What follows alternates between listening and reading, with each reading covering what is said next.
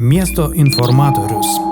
Radio stotį FM99 pasiekė gyventojų pagalbos šauksmas. Alytuje jau kelerius metus tęsiasi situacija, kuri primena užburtą ratą. Daugiabutis Naujoji gatvė 84 turi namo bendriją ir pirmininkę. Lyg ir. Tačiau paaiškėjo, kad visgi pirmininkės nebeturi. Anot Alytaus miesto savivaldybės turto skyriaus, nuo 2020 metų pirmininkė pareigas eina neteisėtai, faktiškai jokios veiklos nevykdo. Nepaisant to, pirmininkė ir toliau kontroliuoja bendrijos dokumentus bei sąskaitą, į kurią renkamos gyventojų lėšos. Lėšas administruoja Alytaus butų ūkis. Tačiau butų ūkis taip pat jokių veiksmų nesiėmė ir sako, jog neturi prieigos prie dokumentų, negali sustabdyti ir neteisėto pinigų rinkimo. Savivaldybės atstovai siūlo gyventojams kreiptis į policiją, policija į teismą. Tuo metu namo būklė, anot mūsų pašnekovės, sparčiai blogėja. Apie situaciją pasakojo ją paviešinusi namo gyventoja Ramunė Janušauskienė. Turim namo pirmininkę, kuri gyveno mūsų name ir visą tai prasidėjo nuo tada, kaip mes sužinojom, kad mūsų pirmininkė, bet čia tik tai ta prasme viskas gandų lygyje. Niekas mums to nepatikslino, tik tai viską žinom gandų lygyje, kad mūsų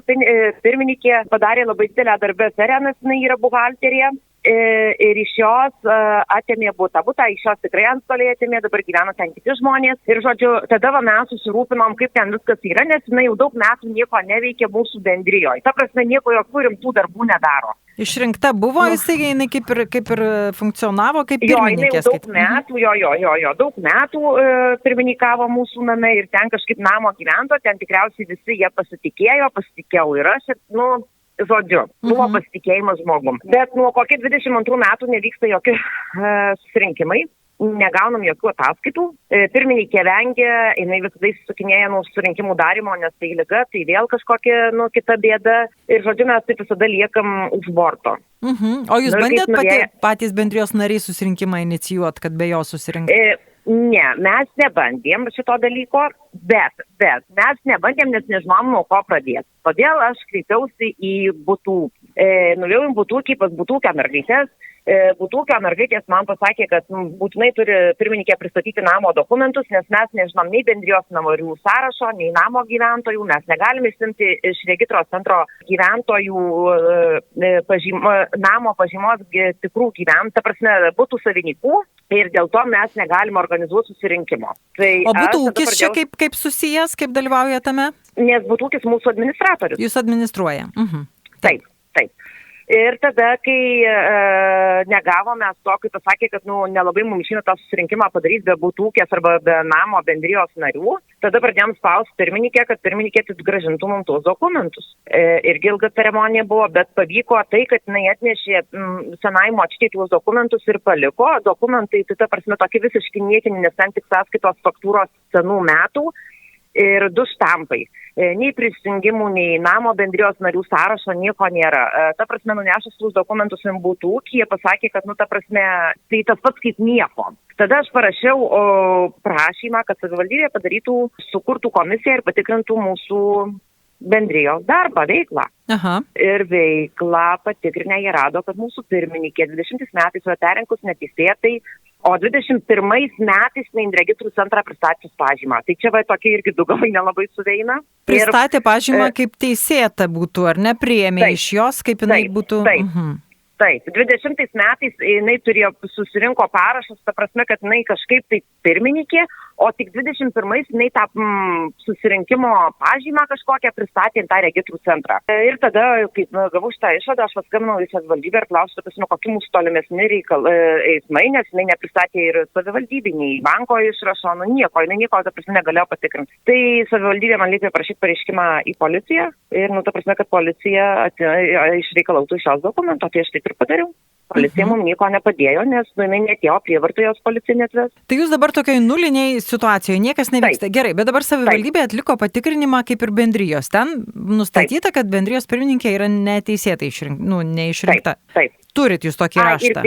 Ir beje, kaip aš gavau šitą išrašą, aš butų ūkį nuvėjus klausiau, ar mes galėtume nutraukti kaupimo lėšas, nes namo bendrijos papildomų lėšų sąskaita, jinai disponuoja mūsų pinigais, ta prasme, jinai turi prieigą prie mūsų banko sąskaitos. Ir tik jinai, daugiau niekas neturi?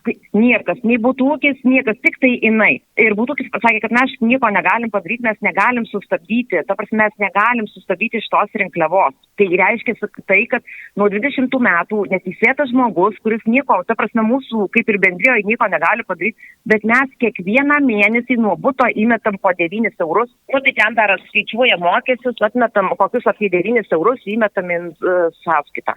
Ir Būtūkis pasakė, kad mes negalim sustabdyti, nors dabar, kai paviešinau visą šitą reikalą, pasirodo, mes daug ką galim padaryti, tik tai reikėjo pagalbos ir mus kaip žmonės užvesti ant tam tikros tą kelio. Ir tą pažymą iš registrų centro mes galėjom išsiimti ir pats Būtūkis galėjo sumokėti su kitom papildomom lėšom, kur renka Būtūkis. Ta prasme, aš pati būčiau sumokęs už tą pažymą, nes jinai kainuoja tik 7 eurus. Tai nėra kosminiai pinigai. Bet, ta prasme, mes esam palikti tarp žemės ir dangaus. Beje, namas nusėdęs, aš jums nemoku pasakyti, kaip ir minėjau, byra, tinkas, matosi perdengimo plokštės. Savaitgalį buvau nuvėjus pas kaimyną 5 aukšte, nusėdęs namas taip, kad plyšęs tapetas ir tas tapetas ant tapeto užėjęs vidury sienos. Tai ta prasme tikrai yra, ta prasme mes esam. Tai čia pavojinga situacija. Taip. Savivaldybė atliko patikrinimą ir po to nieko, kad Viskas. Nesėmė jokių veiksmų, kad užtikrint bendrijos veikimą. Nieko. Ir dar to atsakymo pabaigoje, kur aš gavau parašyta, kad jeigu per 6 mėnesius mes neįsirenkam naujo bendrijos pirmininko, mūsų bendrija yra panaikinta. Tai kaip aš suprantu, ką reiškia, tai panaikinta viskas. Mūsų rinkliavos, visi mūsų pinigai. Viskas, mes tam prasme vėl tampam priklausomi tik tai nuo Būtūkio. Tai aš manau, kad visą tas link to ir suka, nes lengviausia panaikinti visas problemas. Beje, Būtūkio pirmininko aš nemačiau, sakysiu, nes kažkaip aš niekada jo nedaveidavau, nes mane visada tarnaudavo tos merginos, kur dirba Būtūkį. Bet šiandien ryte po 8:05 aš gavau iš Būtūkio skambutį ir jis kviečia mane susitikti. Aha, jau kviečia susitikti. Taip, tai reiškia kažkaip, tai kažkas tai yra, reiškia, kad, ta prasme, ne pievas aš šneku. Ramunė sako, tikėjusi, kad Alytaus Būtūkis galėtų bent jau užvesti ant kelio, ką daryti jiems patiems. Sako, Būtūkis nieko negali padaryti, aš suprantu, jie tikrai neįtakoja, ta prasme, mūsų bendrijos sprendimų jie neįtakos ir jie jų nepaveiks. Bet ta prasme, kai administruojanti įmonė, jie tikrai galėjo mūsų užvesti ant kelio. Taip, jie galėjo, ta prasme, ištraukti, taip, ta prasme, galėjo netgi vasarą mano vienam kaimynui, pats direktorius buvo žadėjęs padaryti susirinkimą ir paaiškinti žmonėms apie visą esamą situaciją. Tai nejaugi taip sunku paaukoti pusvalandį savo gyvenimo, kad tu investą į tvarką ir nedaryti iki viso šito. Ramunė sako, vienas pagrindinių klausimų, kas atsakys už jų namo būklę. Namas netvarkomas jau keli metai, situacija tik blogėja.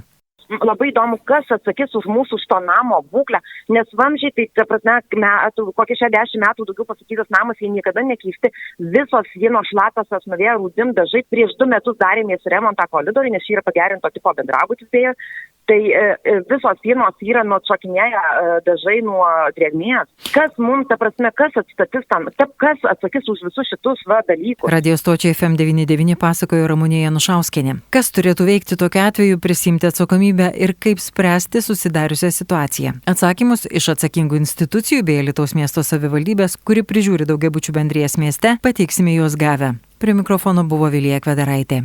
Miesto informatorius.